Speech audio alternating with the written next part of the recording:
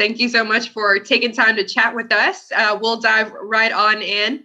On Friday, you announced $27 billion in funding for bridges. Tell us a little bit about how that will be rolled out and how it'll benefit rural America.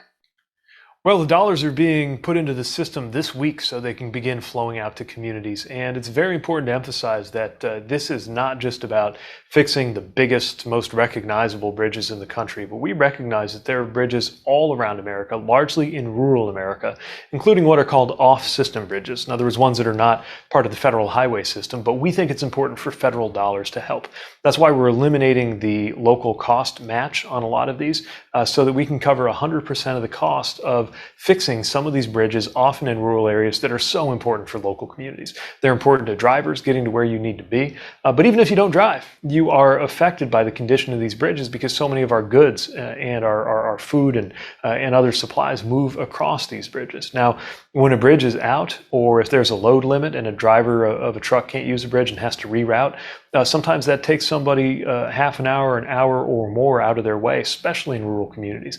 It's one of the reasons we want to make sure that small and large communities alike get access to this $27+ billion, and that's beginning to flow out through the states as we speak.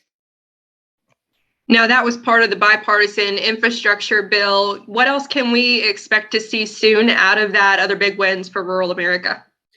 Well, we're getting to work making sure that rural America sees the benefit in every part of our transportation system. And that's what's so great about this bipartisan infrastructure law that the president fought for and signed last year. It means that whether we're talking about roads and highways, whether we're talking about bridges, whether we're talking about rail or transit, including rural transit, whether we're talking about ports or airports. And by the way, ports includes inland ports along our riverways, not just the coasts. All of those are going to see improvements thanks to these dollars. This is especially an issue right now as we're looking at our supply chains. And there's been a lot of coverage of the supply chains in terms of goods coming into the country, making sure people can get things they order online, making sure we got through Christmas all right and the holiday season with gifts coming through. But just as important, maybe more so, is agricultural exports. It's not just what's coming into the country, it's what's going out. And that's another reason why it's so important to us to be funding the ports that get our goods out so that the income from those goods can come into the heartland and the communities that grow and produce them. Speaking of those ports, in late December, you announced around $240 million in grants for ports. Could you talk a little bit more about some of the efforts the administration is putting into helping the situation, short term and long term? That's right. We just announced about $250 million to upgrade ports, and these were projects large and small in every part of the country. I was just in LA and Long Beach. 40% of the goods, the container goods that come to this country come through those two ports, and we announced $52 million to extend rail connections right onto the dock to save a step in terms of having to move it around by truck and make it more affordable and more efficient for those containers and those goods to move.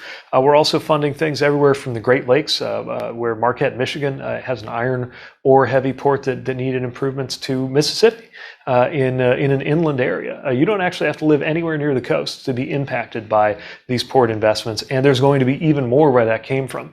The president has directed my department to work really double time in terms of action on ports because of these supply chain issues, and that means we're already getting ready to release the next round of funding that'll go out this year and start taking applications for that. And again, we're taking applications large and small from every part of the country where this could make a difference. Trucking is another big one for agriculture, of course, to move those products from the ports to the farm or vice versa. Action plan announced last week. Tell us a little bit about that one.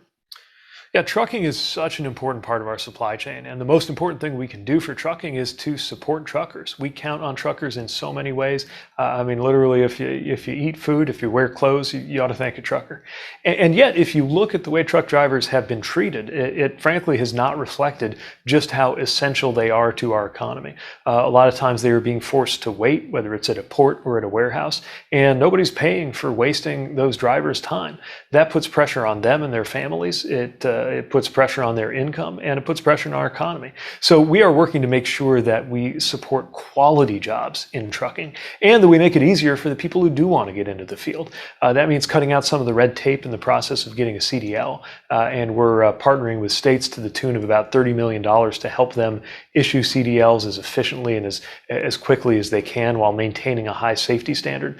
It means making sure we encourage more women to get into trucking, something we've seen more and more at a time when we really need as many qualified drivers as we can get behind the wheel, and taking other steps to make sure that we're both recruiting and retaining the trucking workforce that we're going to need to keep our economy going. Great, sir. Those are the questions I had for you today. Thank you so much for taking time out of your schedule to chat with us, and we appreciate your work for rural America. Well, thank you. Thanks for having me on, and appreciate the chance to speak with you.